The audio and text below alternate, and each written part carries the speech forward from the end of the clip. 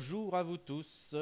Aujourd'hui, une nouvelle séance d'exercice sur les fonctions affines. On commence tout de suite par corriger l'exercice que vous aviez à terminer, vous aviez à faire pour aujourd'hui. L'exercice 22, soit U, une fonction affine telle que U de moins 1 tiers égale 3 et U de 5 quarts égale 22. Il fallait déterminer la fonction U, donc c'est exactement ce qu'on avait fait les fois précédentes, mais avec des calculs un peu plus compliqués puisqu'on avait des fractions. On a donc U qui est une fonction affine.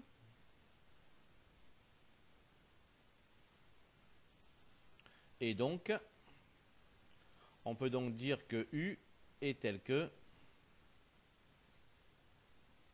U de x égale à x plus b. Il faut donc trouver A et B. On va trouver A grâce à la propriété des accroissements. D'après la propriété des accroissements de C, vous avez vu, je me rappelle maintenant, propriété des accroissements, eh bien, A égale, alors, U de quoi? U de, par exemple, 5 quarts, moins U de moins 1 tiers, et tout ça sur 5 quarts, moins 1 tiers. Ce qui nous fait donc un A qui est égal à quoi? Alors, U de 1 de 5 quarts, c'est 3, moins, non, c'est pas ça, je me suis trompé. U de 5 quarts, c'est 22. Donc c'est 22 moins U de moins 1 tiers, c'est 3. Donc là, le numérateur, lui, il est facile, hein, parce que c'est 23 moins 3, facile. Par contre, le dénominateur, lui, est plus compliqué, parce que ça nous fait 5 quarts plus 1 tiers.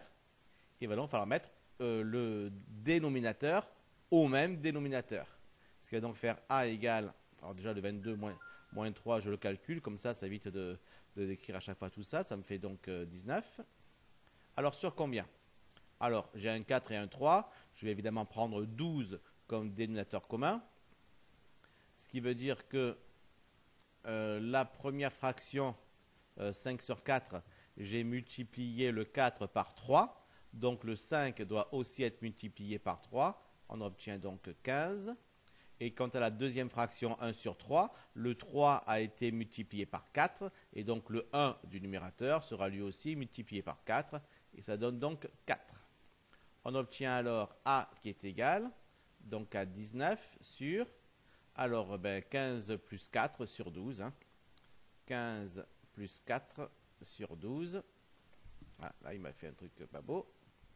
Sur 12, ce qui me fait un A qui est égal à 19 sur 12. Alors ça fait combien ça? Eh bien ça fait 19 multiplié par l'inverse de 12 sur 19, par l'inverse de 19 sur 12, c'est-à-dire 12 sur 19, d'accord? Et là je vois que je peux donc simplifier par 19 et obtenir un A finalement tout simple, un A égale à 12. D'accord? Très bien. Je peux donc en conclure que U de x est égal à 12x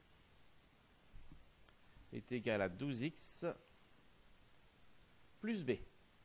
Bien, je n'ai plus qu'à trouver b maintenant.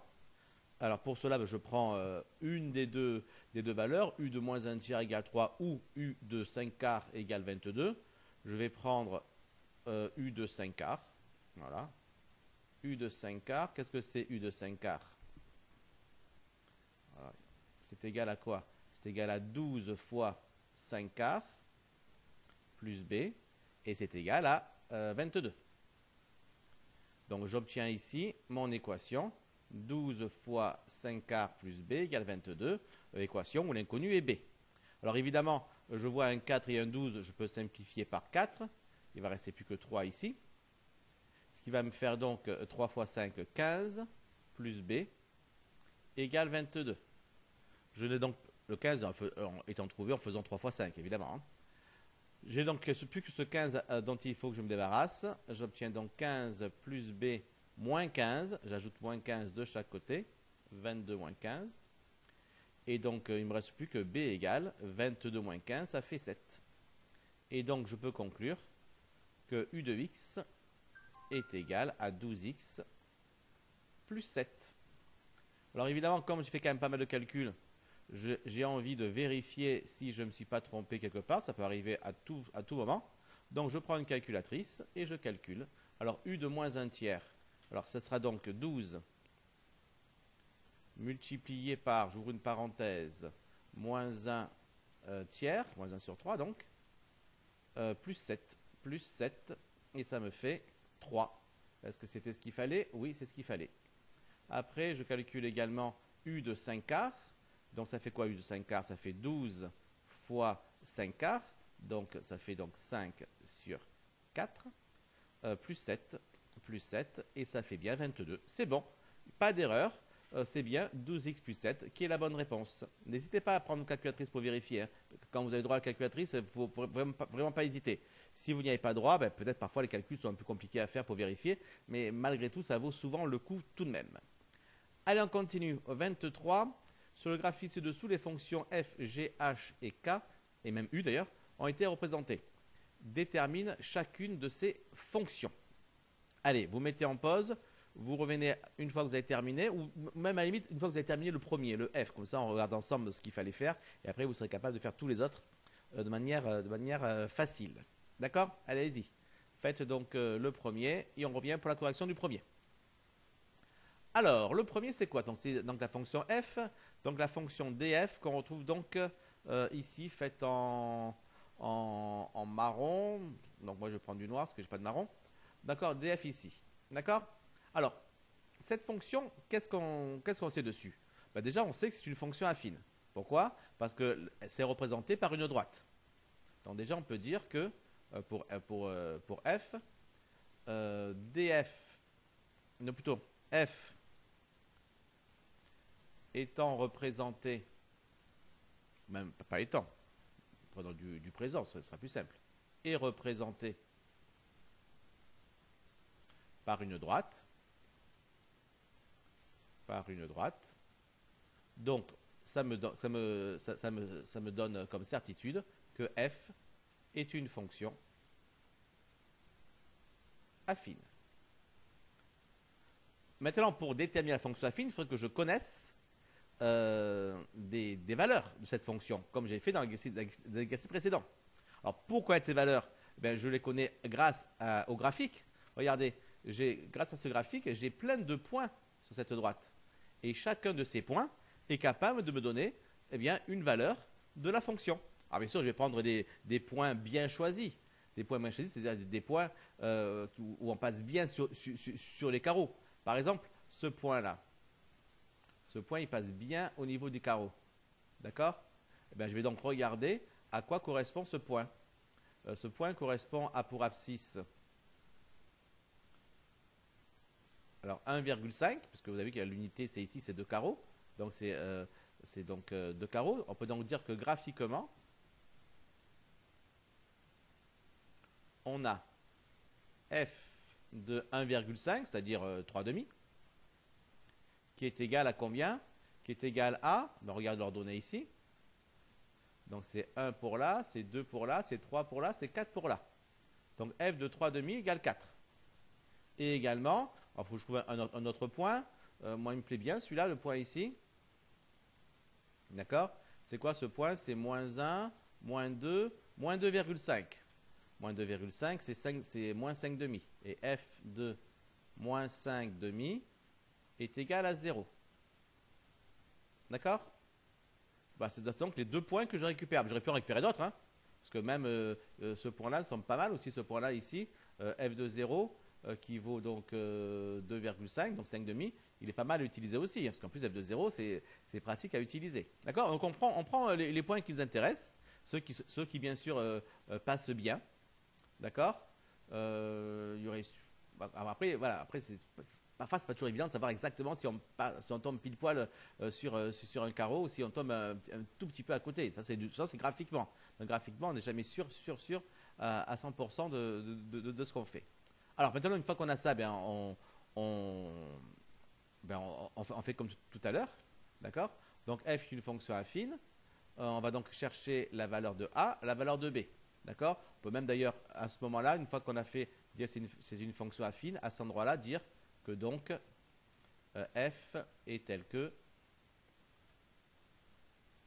f de x égale à x plus b. Comme ça me permet d'avoir directement parlé de mon a et de mon b, et je vais pouvoir m'en servir pour la suite. Graphiquement, j'ai ceci. Je peux donc dire, d'après la propriété des accroissements,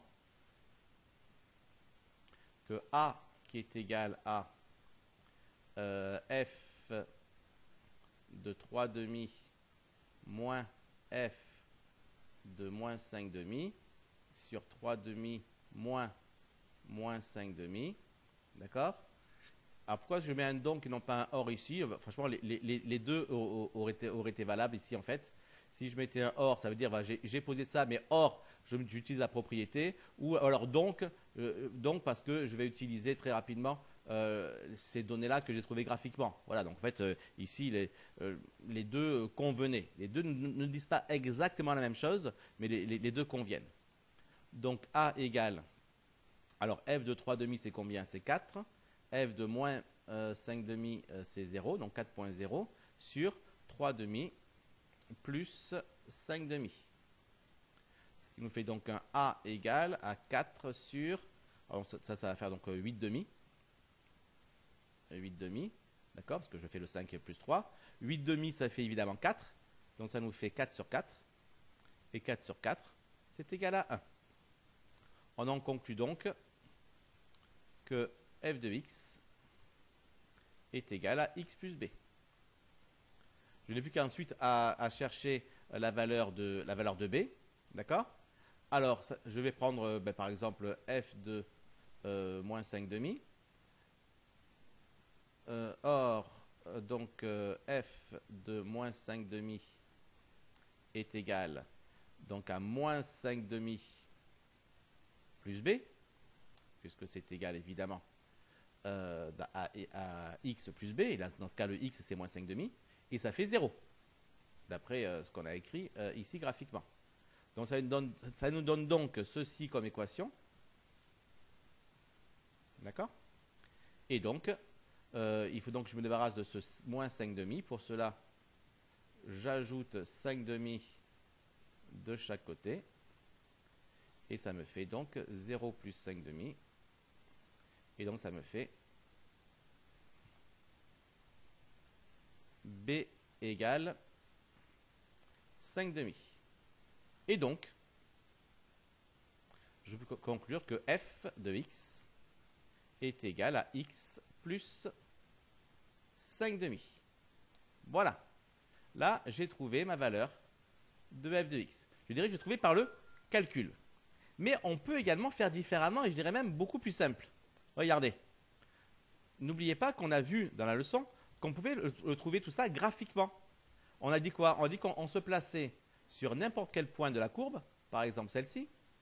On se déplaçait de 1 vers la droite. Et après, on voyait s'il fallait monter ou descendre et de combien il fallait monter ou descendre pour revenir sur la droite. Et bien là, j'ai quoi ici? Si je pars de ce point que je vais faire une grosse tache noire pour que vous le voyez bien, ce point. Parce que je sais que là, vous ne voyez pas la souris en fait. Donc, je mets donc cette grosse tache-là. Si j'avance de 1 ici, je vois que pour revenir sur la droite, eh bien, il faut que je remonte de 1.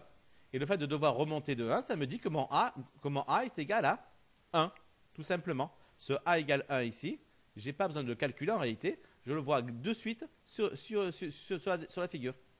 Et quant à mon B égale à 5 demi, est-ce que je peux le voir sur la figure directement? Ben oui. Rappelez-vous comment s'appelle ce B? Ce B s'appelle ordonnée à l'origine. Ça veut dire je me place à l'origine, ici donc, et je vois qu'est-ce qu'il faut que je fasse, de combien il faut que je monte pour arriver à la droite. Je vois il faut que je monte à 1, à 2, à 2,5, c'est-à-dire à 5 demi. Et donc mon B égale 5 demi, je le trouve également de suite graphiquement. Je n'ai pas besoin de faire tous ces calculs. Alors on peut les faire, attention, hein, c'est pas interdit. Mais est-ce vraiment malin de faire tout ça alors qu'on pouvait y arriver en quelques petites secondes en faisant directement la recherche sur le graphique. D'accord? C'est ce qu'on va faire, donc, évidemment, pour les autres. Pour le deuxième, pour G, par exemple, quelle couleur c'est G? C'est jaune. Je vais prendre un jaune orangé, je vais prendre l'orange. D'accord? Alors, qu'est-ce qu'on fait? Ben, déjà, on voit que on prend n'importe quel endroit de la courbe, donc on va faire un endroit simple, hein. On voit qu'elle passe par l'origine, cette droite. Eh bien, si je me déplace de 1, tac, tac, tac, tac, tac, tac, tac, tac, tac, j'arrive là. Qu'est-ce qu'il faut que je fasse maintenant? Il faut que je monte. Et que je monte de combien pour revenir à la droite? Eh bien, il faut que je monte de 1, 2, 3. Ah, y est, j'ai monté de 3. Ça veut donc dire quoi, ça? Ben, ça veut dire que le A est égal à 3. Ça veut donc dire que G de X est égal à 3X plus B. C'est quoi le B? Ben, le B, c'est l'ordonnée à l'origine. Ben, l'ordonnée à l'origine, ici, c'est évidemment 0. Lorsque je suis au niveau de l'origine, ben, je n'ai pas à monter. Je suis à 0. D'ailleurs, puisque ma fonction est représentée par une droite qui passe par l'origine, ça veut dire que la fonction G, c'est une fonction comment? C'est une fonction linéaire, bien sûr, mais c'est surtout une fonction, c'est une fonction affine, bien sûr, mais c'est surtout une fonction linéaire, cas particulier. Donc, G de X égale AX. Il n'y a pas de B. Le B est égal à 0. Et donc, le G de X égale 3X, on le trouve directement sans avoir à faire le moindre calcul. D'accord? Allez, je vous laisse faire les autres quand même. Et après, on se retrouve pour la correction. Alors ensuite, on avait le H. Alors le H, c'est lequel? C'est le bleu. Alors le H, c'est le bleu. Alors le bleu ici, donc c'est une droite descendante ici.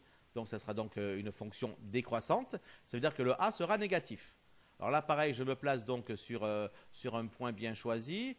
Par exemple, je vais prendre ce point-là ici. D'accord? Et à partir de ce point-là, je vais avancer de 1. Tac, tac, tac, tac, tac, j'avance de 1, parce que je suis à moins 1, j'arrive donc à 0. Et je regarde de combien il faut baisser. Je descends de moins 1 et de moins 2. Donc j'arrive à moins 2. Ça veut donc dire quoi? Ça veut dire que mon A est égal à moins 2. J'obtiens donc mon H de X est égal à moins 2X. Alors plus B.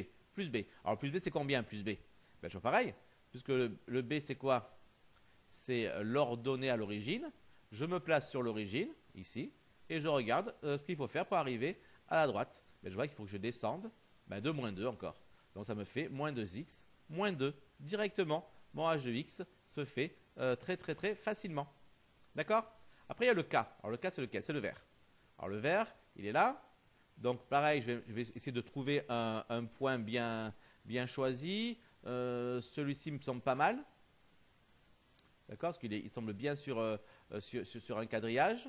Alors, je vais donc avancer de 1, ici, et je descends. Ah, en descendant, je suis hors limite. Donc, ça ne marchera pas. Donc, ce point était mal choisi, finalement, puisque il faisait dépasser du dessin de la courbe que j'ai. Ben, c'est pas grave, puisque ce point-là me plaisait bien quand même. Je vais prendre le point qui est 1 avant. 1 avant, c'est celui-là. Voilà, de toute façon, si j'ai un point qui était bien choisi, forcément, 1 avant, il sera bien choisi aussi. D'accord? Donc, j'ai celui-ci. Donc, c'est moins 0,5, hein, mais à la limite, je m'en fiche. Je vais simplement avancer de 1. J'arrive ici. Et là, je vois qu'il faut que je descende de combien? 1, 2, 3, 4. Voilà, j'ai dû descendre de 4. Ça veut donc dire que K de X est égal à moins 4x, moins ce que j'ai dû descendre. D'accord? Alors, je fasse tout ça. Et après, il manque le B. Alors, le B, c'est quoi? L'ordonnée à l'origine. Donc, je me place à l'origine, ici, et je vois ce qu'il faut que je fasse pour arriver à la droite. Mais il faut que je monte de combien? De 0,5. Donc, ce sera plus, parce que je monte, 0,5. 0,5 que je mets en fraction, ça va faire 1 sur 2. Voilà. K de X, c'est moins 4x plus 1 sur 2. Et enfin, la dernière, U. Alors, U, qu'est-ce que c'est? On voit que c'est une droite qui est parallèle à l'axe des abscisses. Ça veut dire que, quel que soit le nombre que je vais avoir ici, pour x, je vais avoir la même sortie. D'accord? C'est une fonction constante. Elle me sort toujours la même chose. Et on sait que dans le cas des fonctions constantes, combien vaut A? bien ça vaut 0. Et puis même si on ne le sait pas, eh bien, qu'est-ce qu'on fait? On se place à un endroit quelconque, j'avance de 1, j'arrive ici. De combien est-ce qu'il faut que je monte ou que je descende pour arriver sur la droite? 0, j'y suis déjà. Donc ça me montre bien que A est égal à 0. A est égal à 0. Donc j'ai bien mon U de x qui est égal à 0 fois x. Donc plus que le B. Le B, ça va être quoi du coup? Eh bien, ça veut dire que je suis pareil, ordonné à l'origine. Hein. Je me place à l'origine et je regarde de combien il faut que je monte ou descende pour arriver à la droite. Ben, je vois ici qu'il faut que je monte de 1 et de 2. Donc c'est plus 2. 0 fois x plus 2. Bien sûr, 0 fois x, ça fait 0. Donc ça ne s'écrit pas. On a directement u de x égale 2. Quel que soit le x que j'entre, la sortie sera toujours 2. Et voilà. Et là, on voit que graphiquement, il est quand même beaucoup plus rapide et beaucoup plus simple de trouver les fonctions que ce qu'on a fait au tout début. Enfin, ce que j'ai fait au tout début. Moi, je me suis lancé dans les calculs, alors qu'ici, on n'en a clairement pas besoin. Parce que de toute façon, ce n'est pas plus précis de faire les calculs. Pourquoi? Parce que les calculs sont basés sur quoi? Sont basés sur ces deux résultats-là, f de 3 demi égale 4 et f de moins 5 demi égale 0, qui viennent directement du graphique.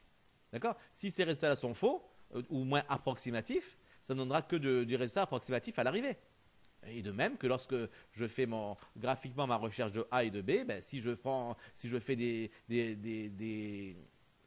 petits graphiques approximatifs, si je ne suis pas exactement sur les bons points, ben, j'aurai des résultats approximatifs aussi à l'arrivée. Donc ce n'est pas plus précis de faire les gros calculs que j'ai fait au départ. Ici, lorsqu'on a la chance d'avoir des fonctions comme celle-ci, eh bien, il est préférable, évidemment, de faire le travail uniquement graphiquement, comme on l'a fait en couleur ici. D'accord? Voilà, donc c'était pour l'exercice 23. Nous passons donc au suivant. Allez, on va faire le 24. La fonction h est une fonction affine, donc facile, telle que h de 2 égale moins 1 et h de moins 1 égale 5. Détermine l'image de 7 et l'antécédent du nombre moins 7 par la fonction h.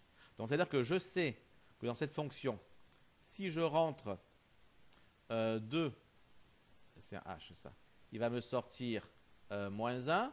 Si dans la fonction h, j'entre moins 1, il va me sortir 5. Et j'aimerais savoir ce qui va sortir de la fonction h si j'entre 7. D'accord? Et je voudrais également savoir l'antécédent de moins 7, c'est-à-dire qu'est-ce qu'il faut rentrer dans la fonction h pour qu'il sorte moins 7. D'accord? Voilà, ça je ne connais pas, je cherche. Et ça je ne connais pas, je le cherche. D'accord? Eh bien, le plus simple dans ce cas-là, c'est une fois que je connais ces deux-là, de déterminer la fonction en entier. Lorsque je rentre x. D'accord? Lorsque je rentre x, qu'est-ce qui va sortir? Alors, regardons. Puisque je connais h est affine, donc, h est tel que h de x égale à x plus b. D'accord. Maintenant, je vais utiliser la propriété des accroissements. Or, d'après la propriété... vous avez mis en pause, hein? Non? Si vous n'avez pas mis en pause, vous mettez en pause, vous le faites, hein? Allez-y, au travail. Voilà, donc si vous êtes revenu maintenant parce que vous avez fait l'exercice, vous avez réussi ou pas, d'ailleurs, c'est pas grave de ne pas avoir réussi, mais l'important c'est d'avoir essayé un maximum. Donc d'après la propriété des accroissements, on était là dans la correction, dans des accroissements, qu'est-ce que je sais? Je sais que A est égal à, alors, H de 2 moins H de moins 1 sur 2 moins 1. Ce qui nous fait donc un A qui est égal à H de 2, c'est combien? C'est moins 1. Moins H de moins 1, c'est 5.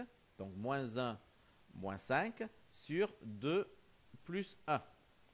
Ce qui nous fait donc moins 6 sur 3. Et moins 6 sur 3, ça fait évidemment moins 2. On peut donc conclure que H de x sera égal à moins 2x plus b. Donc ce qui me reste à trouver maintenant, c'est la valeur de B. Je prends une des valeurs au choix, par exemple h de 2.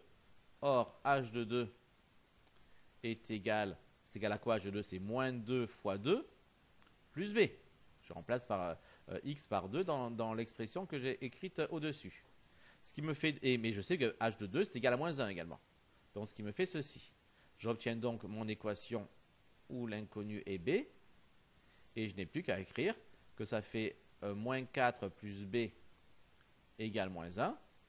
Et donc, ça me fait trouver un B en ajoutant 4 de chaque côté. Ce qui me fait B égale moins 1 plus 4, c'est-à-dire plus 3. Je peux donc conclure que h de x est égal à quoi? C'est à moins 2x plus 3. Voilà donc mon h de x. Maintenant que je connais h de x, d'accord? Je sais donc, voilà, je sais donc que si j'entre x dans cette fonction, il me sort moins 2x plus 3. Eh bien, calculer l'image de 7, c'est facile. Hein? L'image de 7 par la fonction h, qu'est-ce que c'est? C'est tout simplement h de 7. Donc il suffit de calculer ça, ça me fait moins 2 fois 7 plus 3, c'est-à-dire moins 14 plus 3, c'est-à-dire moins 11. Moins 11, h de 7 égale moins 11. Ça c'est facile. L'image de 7, c'est moins 11. Un peu plus délicat, ça va être l'antécédent de moins 7. Qu'est-ce qu'il faut que j'entre dans la fonction pour obtenir moins 7? D'accord? Alors là, puisque je ne connais pas ce qui va entrer dans la fonction, donc je ne connais pas l'antécédent, je vais donner un nom par une lettre. Souvent, on va l'appeler x. Je vais appeler soit x l'antécédent de 7. D'accord? Si j'entre x dans cette fonction, qu'est-ce qui me sort? Il me sort moins 2x plus 3. D'accord? Ça veut donc dire que moins 2x plus 3, ben c'est égal à moins 7. Si j'entre x, il me sort toujours moins 2x plus 3. Et comme ce qui sort, c'est moins 7, ça me dit que moins 2x plus 3 est égal à moins 7. Et ça me fait une équation en x. Une équation en x où j'ai trouvé la valeur de x pour que cette équation soit vérifiée. Je vais donc résoudre cette équation en enlevant tout d'abord le 3. Pour cela, j'ajoute moins 3 de chaque côté. J'obtiens ainsi moins 2x égale moins 10. Puis je dois éliminer ce moins 2 en multipliant par 1 sur moins 2 de chaque côté. Ce qui me fait donc, en simplifiant ici par moins 2, x égale moins 10 sur moins 2, ce qui fait 5. On peut donc conclure que l'antécédent de moins 7 par h, ben, qu'est-ce que c'est? Eh bien, c'est 5. D'accord? Si j'entre 5 dans la fonction, il va me sortir moins 7. On peut vérifier. Hein? Si j'entre 5 dans la fonction, ça fait moins 2 fois 5, ça fait moins 10. Moins 10 plus 3, ça fait bien moins 7. D'accord? Donc voilà, donc toujours pareil. Si on a des recherches d'images et d'antécédents, eh bien, une manière assez efficace, c'est de déterminer totalement la fonction. Et après, on utilise la fonction directement pour trouver une image et on passe par une équation pour trouver l'antécédent. Nouvel exercice sur lequel je vais vous laisser. Voilà, je vous laisse le regarder et le faire. Le faire, y réfléchir. Ce n'est pas dit que beaucoup d'entre vous puissent le réussir. D'accord? Si vous y arrivez, tant mieux, bravo. Ce n'est pas impossible d'y arriver, mais ce n'est pas facile parce qu'il y a des choses à voir, des choses des astuces, des techniques à vous donner pour arriver à faire les choses simplement. Mais vous avez toutes les mathématiques nécessaires pour y arriver. Donc vous pouvez y arriver. Mais si vous n'y arrivez pas, c'est pas grave. Au moment de la correction, le fait d'y avoir réfléchi vous sera très utile pour que la correction soit utile justement. Et après, bien sûr, vous saurez faire les exercices de ce genre-là qui sont assez classiques une fois qu'on les a vus et assez importants pour ce qui va vous arriver au lycée. D'accord? Alors, vous y réfléchissez, vous y travaillez et on se retrouve pour la prochaine fois pour la correction de ça et pour les exercices qui vont suivre. Allez les enfants, bonne journée à tous, bon travail et à la prochaine. Ciao, ciao!